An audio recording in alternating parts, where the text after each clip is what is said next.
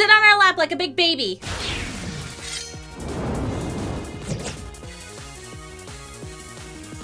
Pencil!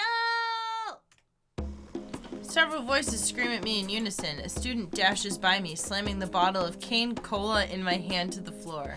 Hey guys, this is the Geek Remix branded game dating sim Paranormal. My name's Mari. I'm Stacy. And we're playing it. You guys ready? This is episode 2. Okay. Sticky fizzy soda explodes across the tile, sending small glass shards skittering everywhere. My pant leg is soaked. Oh my god, someone fell for it. Classic cane cola cancel. My heart races. Even though I've only been in school for about a month now, I'm a fast learner. I can immediately tell when I've done something I should be embarrassed about. Is that the new kid? Look, they got soda all over their leg. Stumbling backwards into some lockers, which clatter a little too loudly, I double-check my surroundings. The clock looks right, the tile patterns aren't warping, and I'm fully clothed. Damn it, this isn't a dream. Although, it could certainly classify as a nightmare. Hey Jay, are you okay? Todd! Todd runs up to me, accompanied by another boy I've often seen him chatting with. Outside of our weekly tutoring sessions, I only see Todd in passing at Foster High. I'll admit, it's great to see a friendly face right now. Oh, MD, it's all over your leg. The boy with Todd is tall and looks sharp in the school uniform. Hearing his soft, flowery voice catches me by surprise, but not 1/10 as much as when he uses it to bark orders at onlooking students. Hey, you, get like the janitor over here right now to clean off this mess. Yes, Harper. Chris, can you get people away from the glass, please? Okay, people, do what he says.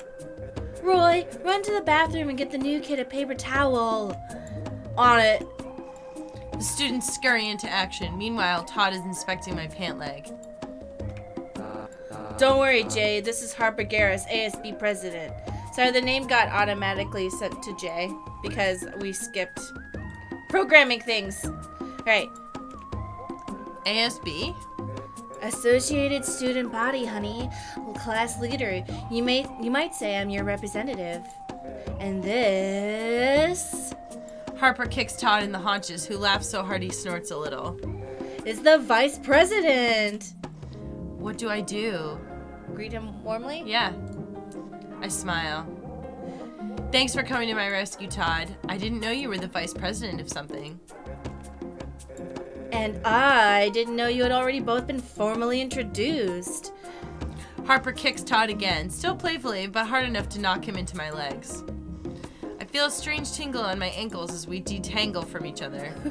Human contact. Dee. Ankles? That's exactly how Todd laughs. That's how he types it. Sorry, Harper. I should have mentioned it before.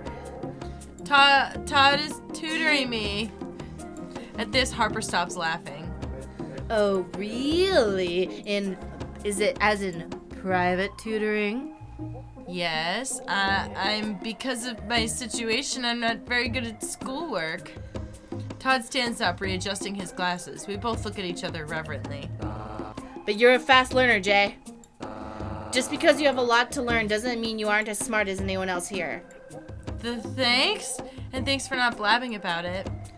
Harper watches us quietly until some of the students who he'd sent out earlier start returning with teachers, janitors, and paper towels. Well, I'm glad to finally meet you, Jay. Todd, head back up to the class. I'll escort the new kid to the nurse's office while this whole mess gets cleaned up.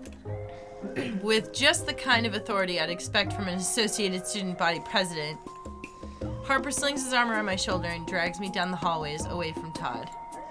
We walk for a while in silence. Harper never takes his arm off my shoulder, making sure I stay closer to the edges of the halls. Maybe so as not to leave a sticky trail in high traffic areas. So, you and Todd, private tutoring. Very interesting. Yeah?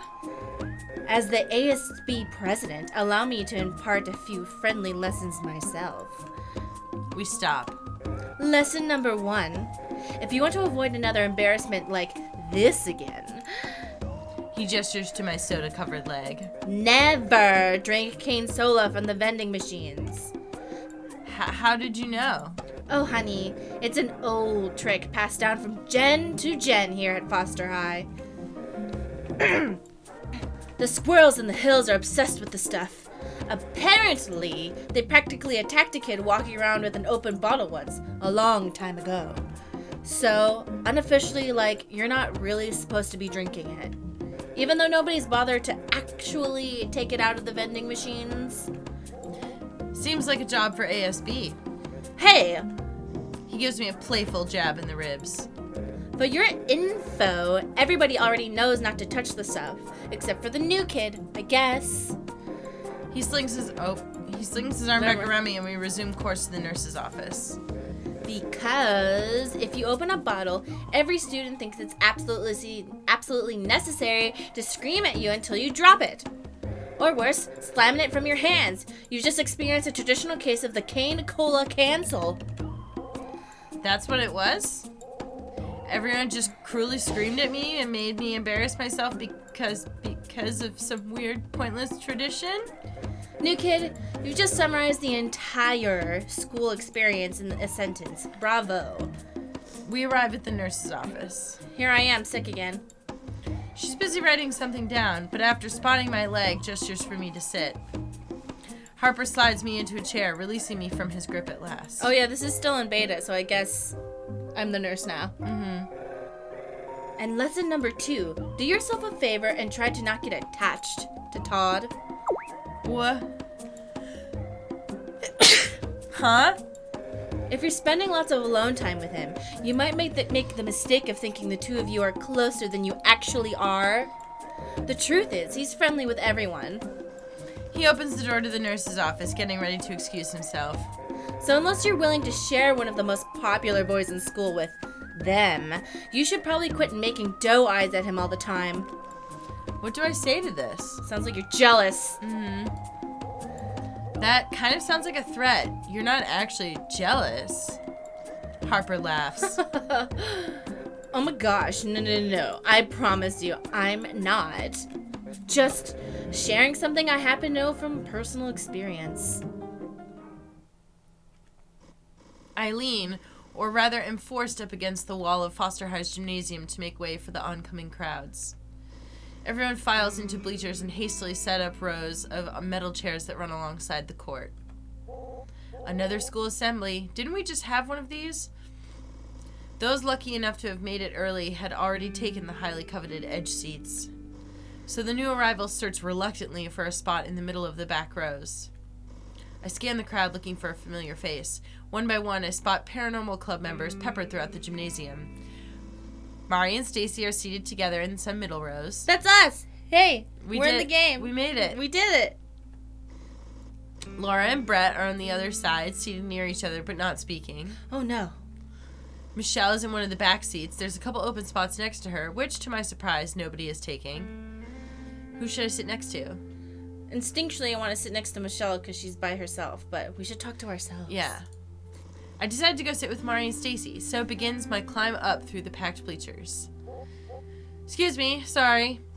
Why is figuring out where to plant my butt one of the most anxiety-causing activities in school? Oh my god, it's real. That's a reality. Coming through, pardon me. You'd think just sitting down wouldn't be such a big issue, but there's a million things that can go wrong. Several of which, at least in my head, end up with my pants on the ground and everyone in the vicinity pointing and laughing. Oh my god. Hey guys! Hey! As soon as Mari and Stacy notice me, they bring me in for a hug. Can I sit with you? But of course! Heck yeah! The big grin on my face gradually fades as we all look around for an open seat. The bench is actually pretty packed. I've got an idea. Sit on our lap like a big baby. What? Come on! Haha! I feel two arms swoop under me. I scream, partially in terror and delight. Yeah, you like it. We've got you. Aren't I super strong? Feel how strong my arms are. Feel how strong I am. I'm just lifting you up.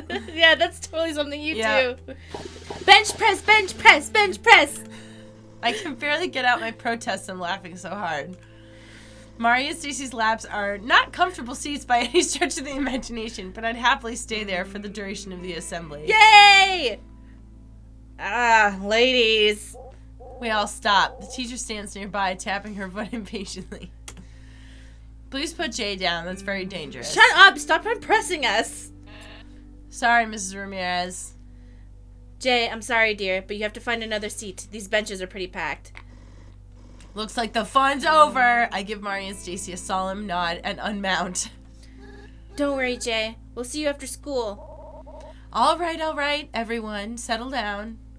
The din of the makeshift auditorium lowers ever so slightly. So you guys get confused as to, like, why different assets are popping up for different times. It's still in beta, but it's mostly finished, so it's a work in progress. After what feels like wandering for years in a desert and finding a muddy puddle of water, I sink into an empty seat in the middlemost bench of the bleachers set up by the shower rooms.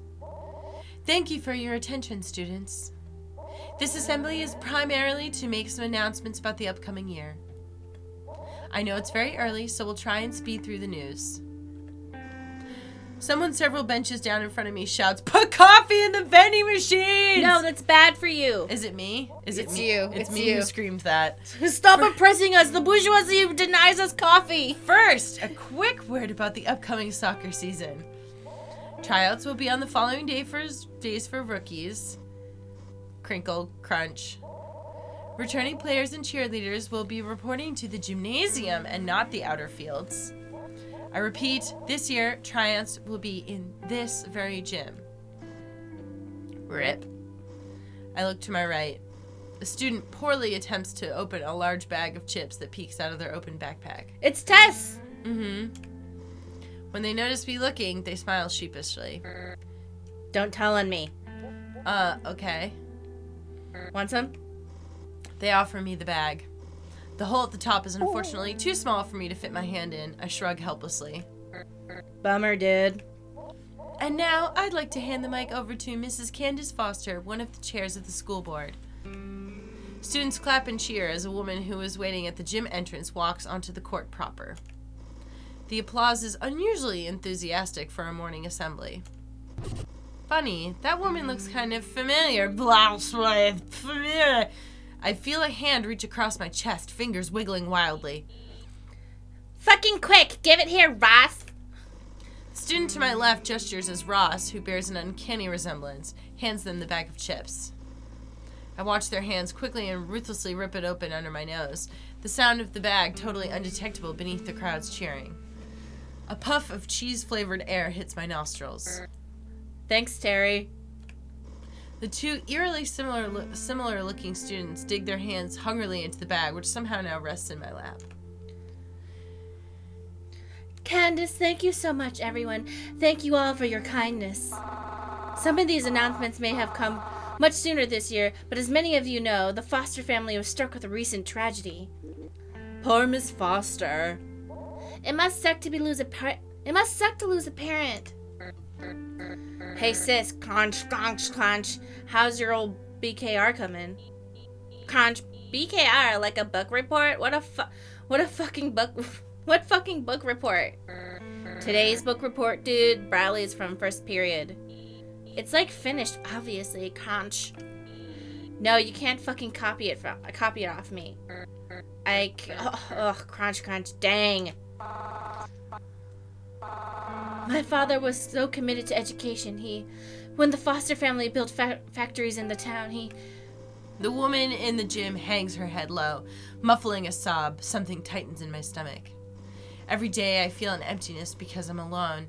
What must it be like to have someone who cares for you, who then disappears forever? Foster High? Foster High? For once, Harper's peculiar way of enunciating makes sense as he claps along with each syllable. So it's Foster High, Foster High. Oh, I have to say it like really weird in a pretentious way. I didn't pick up on that. Students quickly join in, cheering and stomping their feet in rhythm. Foster High! Foster High! Soon the whole gymnasium is up on their feet, including me. We scream the name of the school as loud as possible. It's oddly liberating and exciting. I notice that this seems to cheer up the lady known as Candace Foster. Gradually, her shoulders rise, and she stands up taller, wiping off a couple stray tears. Thank you all so much. Thank you. As I said, when the Foster family started Foster Oil and Ore in town, my father made a commitment to the education of his workers and their children. She gestures to all of us. She's evil. She's secretly evil. I can sense it. And so Foster High was born. Can I ask you guys something? What's it? What is it? Are you okay, dude? If you want some chips, feel free to dig in, bro. I'm fine. Have the two of you noticed you look exactly the same, like in the face area? Terry and Ross look at each other. You're like joking, right? Wow, sis, I didn't think the new kid has ever seen twins before. He was working on this generous grant right up until his passing. With it, the school has been able to begin installing a new computer lab, which is pleased to announce it will be opening after winter break. So, like, the rumors are actually fucking true? You're basically a teenage baby? Bro, the new kid was in a coma. That's, like, such a bummer, dude. Oh, we're twins, by the way. Some humans are born in pairs and they look exactly like each other. But sometimes they're not. And then you have to, like, wake up and you can't remember anything. Just like a movie, dude, except it's real. The ones that don't look like each other are called fraternal twins, and the ones that are identical are twins. The ones that look alike are identical twins. The look-alike are identical twins. There's other types too, but like it's way too fucking confusing to explain all at once. Do you like dream in a coma, or is it just endless, meaningless black? Ross, shut the fuck up, please. You're gonna give me a fucking panic attack. Sorry. We've also put the money towards... The woman and I meet eyes. Towards... The whole building is strangely silent. What's she fucking waiting for? Is she looking at us, dude? Hey, new kid, are you okay? Why do you lie? That's me. Oh, sorry. I know you're just really excited to say a bunch of nonsense, though. Yeah, I know.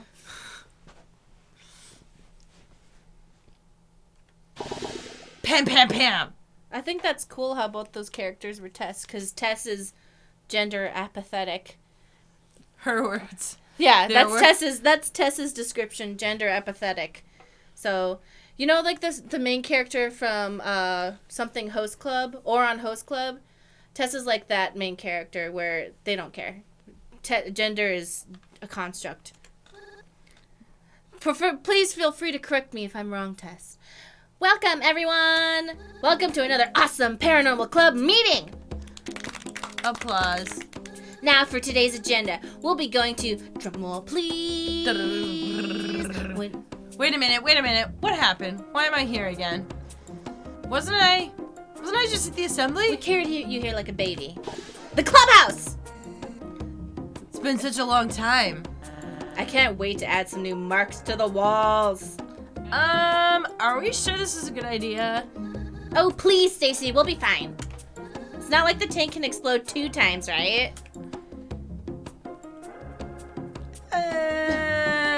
Everyone's like, explode?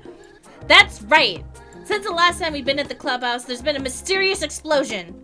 And I'm thinking, what better way to go on our first real mission than to investigate the scene of the crime? What caused the explosion? Why did it happen? And most importantly of all... The club members lean in, hanging on Mari's every word.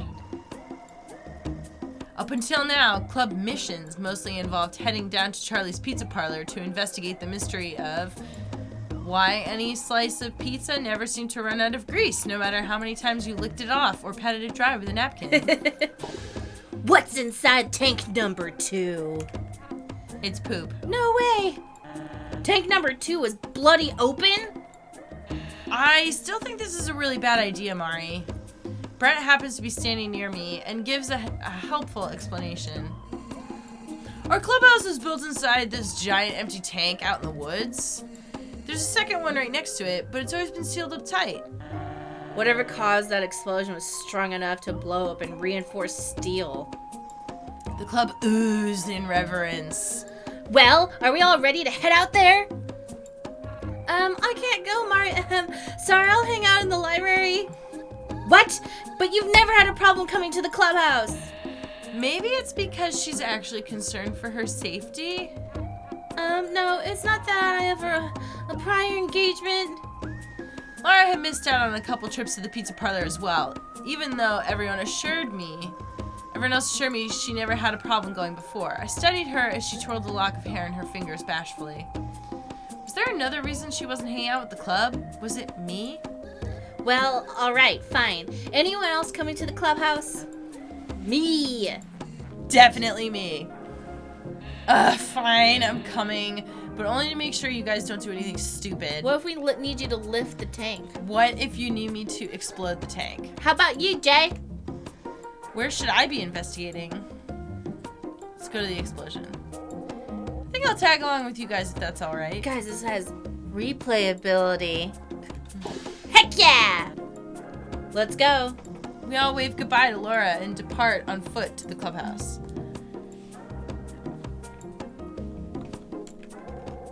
I wonder what's keeping Laura at the library. That's where she always goes on club missions.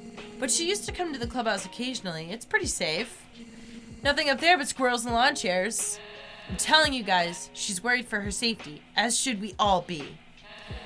We're literally walking to the site of an explosion. Okay, I'm starting to suspect that you're just excited. Your Yeah. character's just excited. Like, it's dangerous. Yeah. Stacy, I promise we'll be fine. Lighten up. Ah! Stacy clenches her fist but doesn't say more. You're just excited for the prospect of danger. For the prospect of more explosions.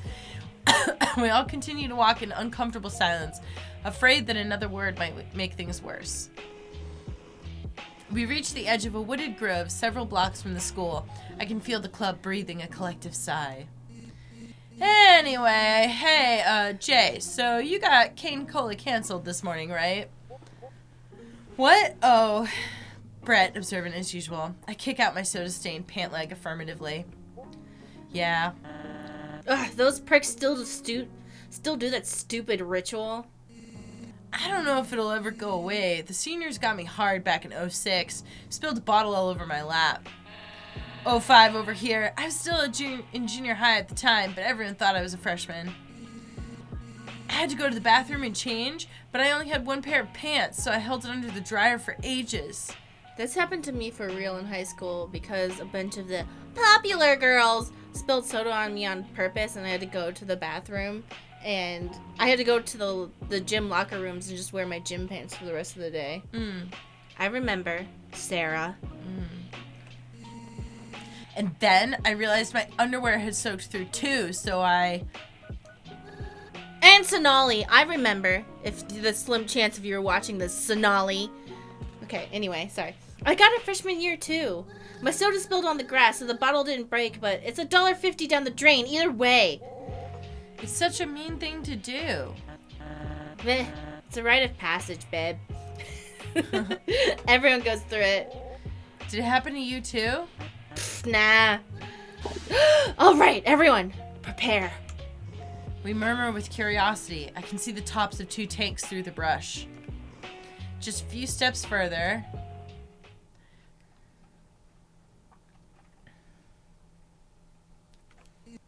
Whoa. Oh my god. Holy shit. I can finally see the clubhouse in all its splendor. Yeah, it looks fucking cool. There's like pink fire coming out of shit. What? That thing right there. Oh, I thought that was graffiti. Oh. It might have been kind of cool, those 2 industrial water tanks decorated with strange charms and old patio furniture. If it weren't for the giant scorched hole that blew most of it away. It's pretty obvious nobody has been back here since the explosion. What if all this time we were in the other tank, and that's, like, remember the explosion? And we were close to them all along. That's why we like being in the Paranormal Club. We're physically close. We're all ghosts. Yep. All right, folks, let's explore. But be careful, okay? If you see anything suspicious, just get out of there.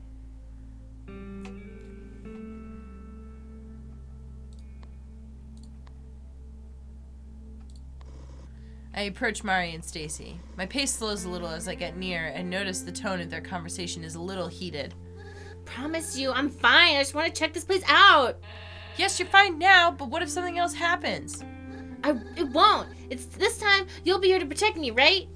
Mari places a gentle hand on Stacy's shoulder, but she pulls away. Hi, Jay. Hey! Hey, guys. Is everything okay? Everything is fine. So she's just worried because the last time I was here, the tank exploded. Oh, is that... You were... What? You were here when it happened? That's right. Do you remember when we met in the hospital, Jay? You mean... Mari nods enthusiastically. We went to the clubhouse to prep for this coming year. Rake up the leaves, clean out the cobwebs, you know, and then suddenly, out of nowhere, boom! I'm sent flying. Next thing I know, wake up in the hospital. Mari was there for almost a month, totally knocked out. None of us even found out until she called. I'm sorry for making you worry, Stacy, but luckily I had my special quartz amulet. Mari withdraws a thin golden chain from under her collar. I recognize the pink stone dangling off of it. This is the same amount of need. Oh, yeah. Oh, yeah, you were wearing that in the hospital. Even though the mineral is muddy with imperfections, it almost seems to give off its own light. Anyway, it's awfully brave of you to come back here after everything that's happened, Mari. I'm not sure I would have come back to a place where I almost got blown up.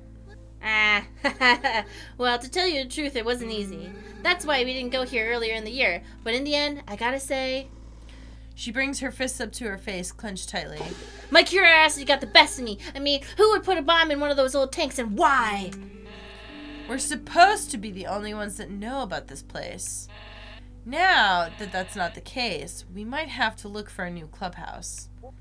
Right. Now, if you'll pardonnez-moi, I'll be gathering up our furniture to move to a new location. And I'll be looking for clues. Help us out, won't you, Jay? Will do.